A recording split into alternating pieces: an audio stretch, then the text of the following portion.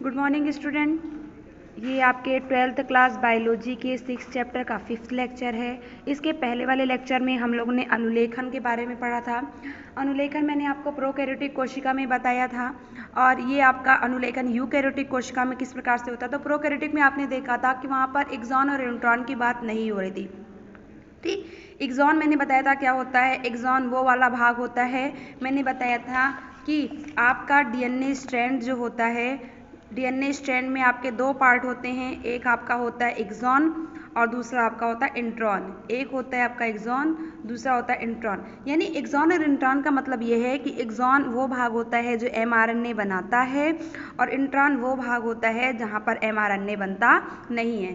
तो अब मैंने डीएनए रेप्लिकेशन में आप लोग को बताया था कि एक सिग्मा कारक आता है, आरएनए पॉलीमरेज एंजाइम बैठता है, हाइड्रोजन बंध टूटते हैं, टूटकर अलग होते हैं, फिर संरचनात्मक इकाई पर जाता है, फिर ये अपना स्ट्रैंड बनाता है। अनुलेखन की प्रक्रिया हमेशा 5' से 3' की तरफ होती है। फिर एक समापक आता है, समापक पे आता है, रो कारक आता है और अनुलेखन की प्रक्रिया बंद हो जाती है और आपका एमआरएनए बनता है।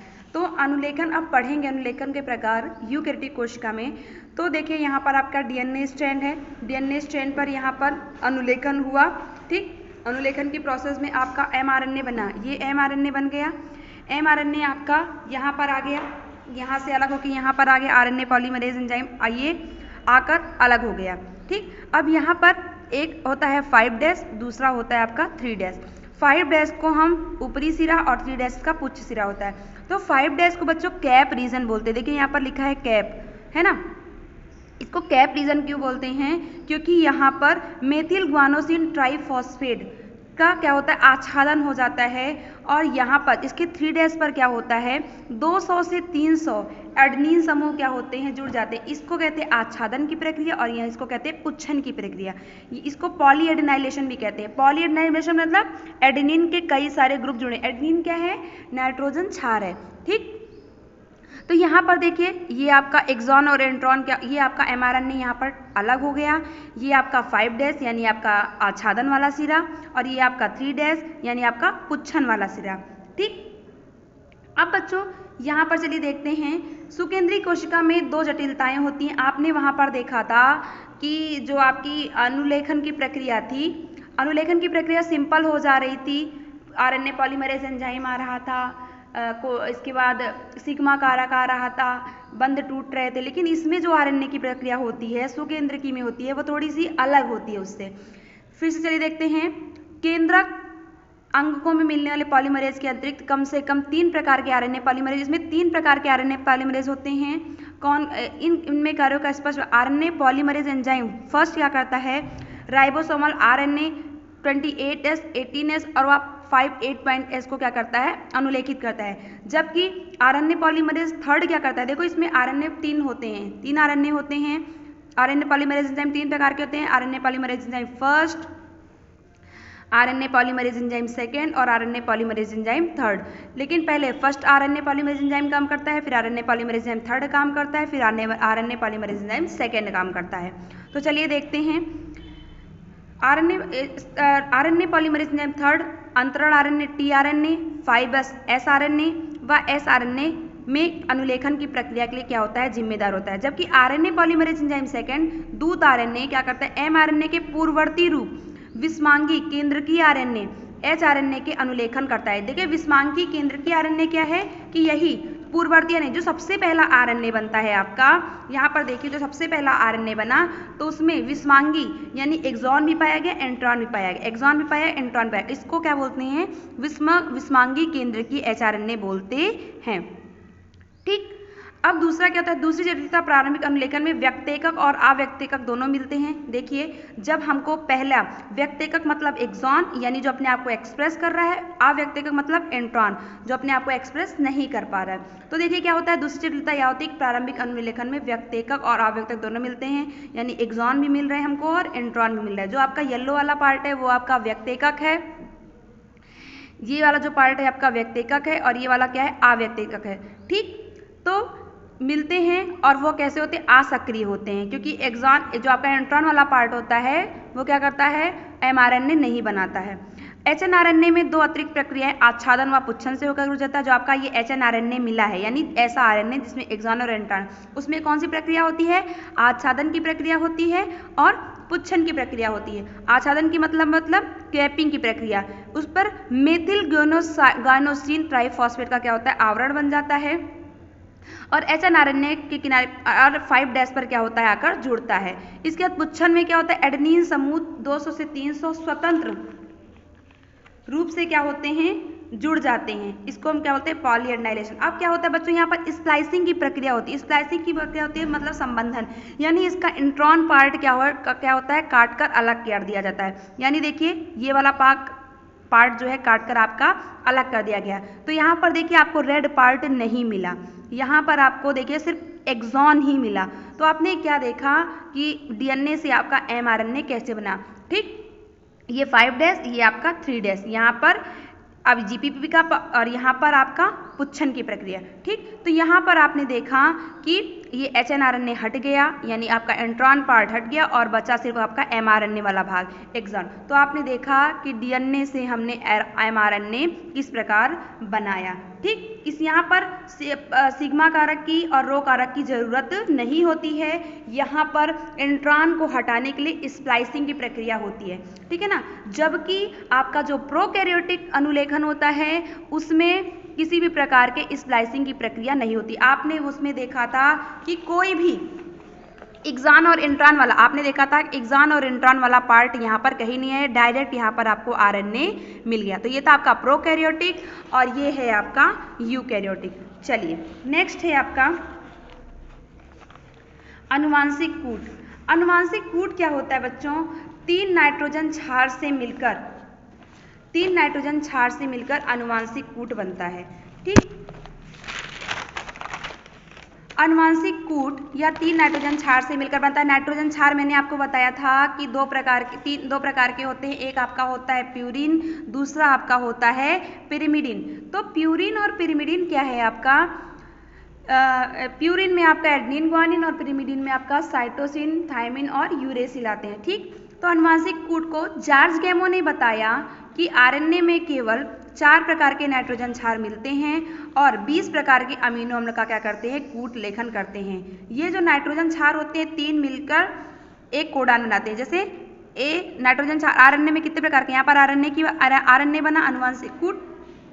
तो आरएनए के क्षार कौन से होते हैं? एडेनिन, ग्वानिन, साइटोसिन और यूरेसिल। जबकि डीएनए में क्या पाया जाता है? यूरेसिल की जगह थायमिन पाया जाता है। माना कि जैसे AGG या फिर UGC ये क्या है? कोडान है, यानी 3 नाइट्रोजन क्षार मिलकर एक कोडान बनाते हैं।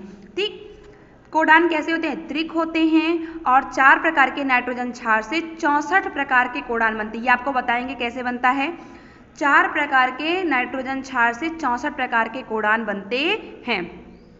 टीआरएनए अमीनो अम्ल को कोशिका द्रव्य में लेकर आते हैं और 20 प्रकार के अमीनो अम्ल को कोड करने के लिए टीआरएनए पर अलग अलग क्या होते हैं? एंटी कोडान होते हैं। एंटी कोडान मतलब क्या होता है कि जैसे ये AGC है तो एडेनिन किसके साथ जुड़ता है? यूरेसिल के साथ। ग्वानिन किसके साथ जुड़ता है? साइटोसिन के साथ। फिर ये ग्वानिन किसके साथ जुड़ता है? साइटोसिन के साथ। तो ये इसका क्या है? एंटी कोडान है। ठीक, अलग अलग अमीनो अम्ल के कोड अलग अलग होते हैं और 64 कोडान होते हैं, जिसमें से 61 कोडान ही सक्रिय होते हैं और 3 कोडान कैसे होते हैं? निष्क्रिय होते हैं। 3 कोडान किसी भी प्रकार का कार्य नहीं करते हैं, 61 कोडान सक्रिय होते हैं या किसी भी प्रकार से अमीनो अम्ल को कोड नहीं करते हैं। इन्हें स्टॉप कोडान, जो 3 प्रकार होते हैं, 3 कोड होते हैं, वो किसी भी प्रकार से अमीनो अम्ल का क्या करते हैं? कोड नहीं करते हैं। इनको हम स्टॉप कोडान कहते हैं। जैसे उस स्टॉप कोडान कौन कौन से आपको याद रखना है? UAA, UAG और UGA अवरोधक कोडान बोलते हैं, यानी ये किसी प्रकार के अमीनो अम्ल को ग्रहण नहीं करते हैं। ये जैसे ही mRNA में आते हैं प्रोटीन संश्लेषण क्या होता है? इनका रुक जाता है। ठीक, 61 कोडान में से AUG कोडान जो होता है आपका वो दोहरा कार्य करता है। वो क्या करता है? प्रारंभन तथा मिथियोनिन अमीनो अम्ल का क्या करता है? कूट लेखन करता है। एक तो अभिक्रिया को शुरू करने का कार्य करता है, दूसरा क्या करता है? मिथियोनिन अमीनो अम्ल का क्या करता है? कूट लेखन करता है। अब मैंने बताया था कि आपके जो कोडान होते हैं, ठीक, तो कोडान जो होते हैं 4 नाइट्रोजन क्षार से मिलकर आपके 64 कोडान बनते हैं। तो वो कोडान कैसे बनते हैं? तो आपको पता है कि जो हमारा आरएनए होता है, आरएनए में 4 प्रकार के होते हैं। आरएनए आपका है तो आरएनए में आपके 4 प्रकार के क्या होते हैं? आप अपनी बुक में देखना, बुक में भी होगा। आरएनए में 4 प्रकार के क्या होते हैं? नाइट्रोजन क्षार होते हैं। कौन कौन से? UCAG, यहाँ पर थायमिन। अब ये 64 कैसे बनता है? 4 नाइट्रोजन क्षार मिलकर यानी त्रिन कैसे बनाते हैं? तो यहाँ पर देखिए UCAG, ठीक, UCAG, UCAG, UCAG, UCAG, UCAG। अब देखिए कैसे बनाते हैं, यहाँ पर U फिर U, ठीक। नेक्स्ट देखिए U फिर U फिर C, U A, U G, ठीक। इसी प्रकार से इस वाला U C U, फिर U, यहाँ पर C और C, फिर यहाँ पर U C A, फिर से U C और C, ठीक। इसी प्रकार से U A U, U A C, फिर U A A, U A G, इसी प्रकार से फिर से U G U, U C U G C, U G A और U G G। यानी इस आपने यहाँ पर क्या देखा कि 4 नाइट्रोजन क्षार हैं, यहाँ पर UCAG। अब यहाँ पे UCAG ही केवल क्यों लिखा गया है? क्योंकि आपको पता है कि आरएनए में 4 प्रकार के नाइट्रोजन क्षार होते हैं, एडेनिन, ग्वानिन, यूरेसिल और साइटोसिन। इसमें 4 प्रकार के नाइट्रोजन क्षार होते हैं, एडेनिन, ग्वानिन, साइटोसिन और यूरेसिल, ठीक। तो यहाँ पर इसी प्रकार से इसमें होगा CUU, ठीक, CUC, CUA और CUG। यानी इस प्रकार से 64, यानी ये कितना बॉक्स है आपका? 4 यहाँ पर, 4 यहाँ पर, 4 यहाँ, यानी 16 है। 16 चौको 64, 64 कोडान आपके क्या होते हैं? बन जाते हैं। और प्रत्येक कोडान जो होते हैं किसी न किसी अमीनो अम्ल को क्या करते हैं? आप ग्रहण करते, कोड करते हैं। और इसमें से 3 कोडान ऐसे होते हैं, मैंने बताया था, UGA, UAA और UAG, ठीक है ना। किसी भी प्रकार के अमीनो अम्ल का कोड नहीं करते हैं, ठीक है। ये था आपका अनुवांशिक कोड। हम किस प्रकार से बनाते हैं? जैसे आपको बुक में दिखाती हूँ कि जैसे आपका UUU है, ठीक, ये कैसे करते हैं? फिनियोलिन को कोड करते हैं। इसी प्रकार UAA, UEG, ल्यूसीन हम लोग को कोड करते हैं। यानी बुक में आपको पूरा दिया हुआ है, देख लीजिएगा, और जिसको नहीं समझ में आएगा वो पूछ लेगा, ठीक है ना। और अनुवांशिक कोड की चलिए विशेषता एक बार देख लेते हैं। वैसे तो मैंने बता दिया है। अनुवांशिक कोड, प्रत्येक कोड त्रिक होता है। त्रिक मतलब 3 नाइट्रोजन क्षार से मिलकर बना होता है, ठीक। जैसे GGA हो गया, ये एक कोडान हो गया, UUA हो गया, एक कोडान हो गया। 61 प्रकूट अम्ल अमीनो अम्ल का कूट लेखन करते हैं, वह 3 प्रकार के प्रकूट का कूट लेखन नहीं होता है, ठीक।